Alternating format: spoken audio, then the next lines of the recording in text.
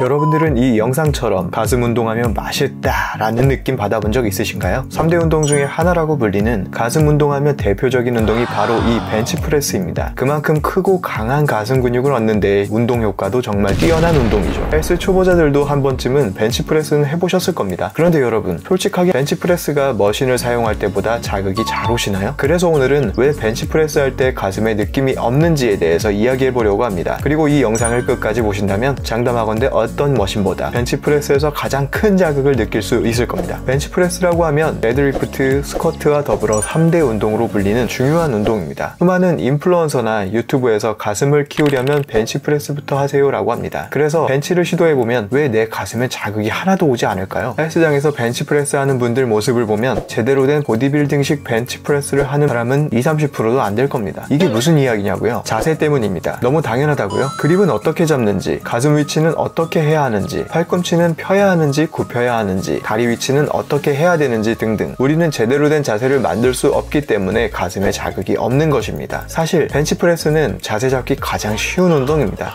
자세 때문이라더니 그게 뭔 소리냐고요? 편안하게 누우면 되기 때문입니다. 그 뜻이 아니고요. 편안하게 누워 발을 지면에 붙이고 엉덩이를 붙이고 날개뼈, 견갑을 접어주세요. 이때 허리를 아치형으로 과도하게 꺾는 분들이 계시는데 이것이 아까 말씀드렸던 이야기입니다. 우리는 가슴 근육에 자극을 주는 보디빌딩 운동 방식을 하는 것이기에 견갑을 모은 상태에서 어깨를 뒤로 젖히는 자세면 충분합니다. 이것이 숄더 패킹의 기본이고 이렇게 하는 이유는 여러분들 머신으로 운동할 때 자극 잘 오시죠? 머신은 우리 몸을 기본적으로 타겟하는 주동근을 제외한 대부분을 고립시켜주게 설계되어 있어서입니다. 그립의 너비에 대해서는 넓게 잡는 게 좋다, 좁게 잡는 게 좋다 여러 이야기들이 많지만 역시 기본이 가장 좋습니다. 기본이란 것은 우리가 발을 잡고 내렸을 때 몸과 팔꿈치의 꺾이는 각도가 90도가 되는 정도의 너비입니다. 팔꿈치가 90도보다 벌어지게 되면 어깨에 부담이 많이 가게 되고 손목이 꺾이게 되며 90도보다 안쪽으로 가게 되면 전면 어깨와 삼두근의 개입이 커지게 됩니다. 그럼 가슴의 자극은 저 멀리 가버리게 되죠. 물론 개개인의 차가 있겠지만 플랫 벤치프레스의 최적의 그립은 어깨 너비보다 조금 넓은 정도라고 할 수 있겠습니다. 잡는 그립도 마찬가지입니다. 초보자라면 일반적인 오버그립으로 잡으세요. 물론 썸리스 그립도 운동 스타일과 손목의 유연성에 따라 장점이 될 수 있습니다. 그치만 초중급자에겐 권장하지 않습니다. 초보자가 썸리스 그립으로 하다 발을 놓치기라도 한다면 강냉이 다 털려요. 그러다 우리는 기본을 익혀야 합니다. 기본을 익혀야 응용도 할 수 있는 것이고요. 무게를 강하게 가슴으로 받아내며 중량을 먹여주기 위해선 5손가락 모두를 이용하여 바벨을 감싸주는 오버그립을 더 추천드립니다. 최대로 고중량을 드는 게 목적인 파워리프팅식의 운동과는 달리 보디빌딩식의 운동은 가슴 근육의 최대의 수축과 이완으로 자극하는 것이 주 목적입니다. 그렇게 허리를 무리해서 아치로 만드는 것은 우리의 목적과 맞지 않습니다. 요즘은 이게 짬뽕 돼서 그런 것 같기도 합니다. 헬스장에서 50% 이상이 하는 실수이기도 한데요. 허리를 지나치게 꺾다 보니 배를 들게 되고 타겟하는 흉곽을 여는 것이 아니게 돼버려 자극 포인트도 달라지게 됩니다. 기억하세요. 자연스럽게 누워서 견갑을 모아 흉곽을 여세요. 그거면 됩니다. 발을 내리고 올릴 때의 속도는 무조건 천천히입니다. 다시 한번 말하지만 저희는 파워리프팅처럼 들려는 목적이 아닌 근육에 자극을 주는 보디빌딩의 목적입니다. 어느 정도 숙달이 되기 전까진 내려올 때 하나 둘 셋, 올라올 때 하나 둘 셋 속으로 숫자를 세면서 템포를 조절해 보세요. 보디빌딩 운동 자체에서 일반적인 단축성 수축도 중요하지만 근육이 이완되면서 근섬 위에 텐션을 주는 신장성 수축이 정말 중요합니다. 일단 속도가 너무 빠르면 가슴의 자극이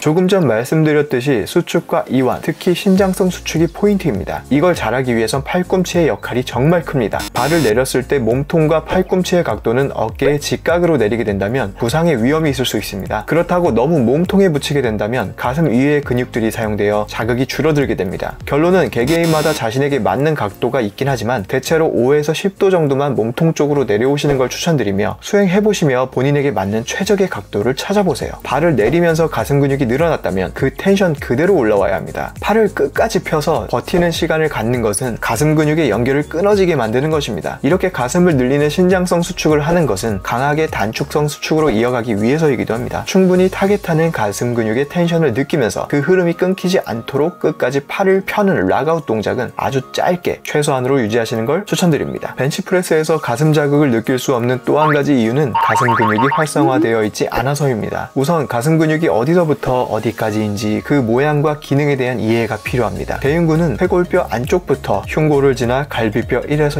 6번 사이까지 내려와 있으며 팔의 위쪽 상완골까지 이어져 있습니다. 가슴 근육의 주요 역할은 벌어진 내 팔을 몸 안쪽으로 움직이는 것입니다. 팔을 모으는 내회전 동작에서 가슴 근육은 수축하고 팔을 벌리는 외회전 동작에서는 가슴 근육이 늘어납니다. 많은 분들이 착각하시는 게 벤치프레스 할 때 팔을 그냥 올리면 가슴 근육 운동이 될 거라 생각하십니다. 정확히는 이두근이 가슴 중앙에서 멀어지면서 가슴이 늘어나고 이두근이 가슴 중앙으로 가까워지면서 가슴이 수축하게 됩니다. 간단한 이야기지만 이것이 포인트입니다. 이 원리를 잘 생각하고 점진적 과부하를 이용하여 가슴 근육을 수축 이완한다면 더 효과적으로 가슴 근육을 키울 수 있을 겁니다. 가슴 운동할 때 근육의 모양을 생각하시고 어떻게 움직이는지 외부적인 동작에만 집중하지 마시고 머릿속으로도 그려보시는 것이 효과적입니다. 이것이 흔히 말하는 마인드 머슬 커넥션이라고 하죠. 근육의 결이 눈으로 보이진 않지만 머릿속으로 그 결을 생각하고 시각화하여 운동 부위의 집중도를 올리는 것입니다. 추가로 가슴 자극에 더욱 시너지 효과를 주기 위한 선피로 운동도 추천드립니다. 가슴 근육 선피로 운동으로 플라이 운동을 많이 하는 것을 볼 수 있는데 실제로 고중량 벤치프레스를 다루는 리프터들도 가벼운 덤벨로 가슴에 선피로를 주고 훈련을 시작하는 분들도 많습니다. 부상 방지 목적의 웜업도 좋지만 거기에 추가로 가슴 근육의 활성화를 위한 선피로 운동으로 케이블 크로스오버나 체스트 프레스 머신을 이용해보세요. 여러분들은 이번 영상을 통해서 벤치프레스의 모든 것을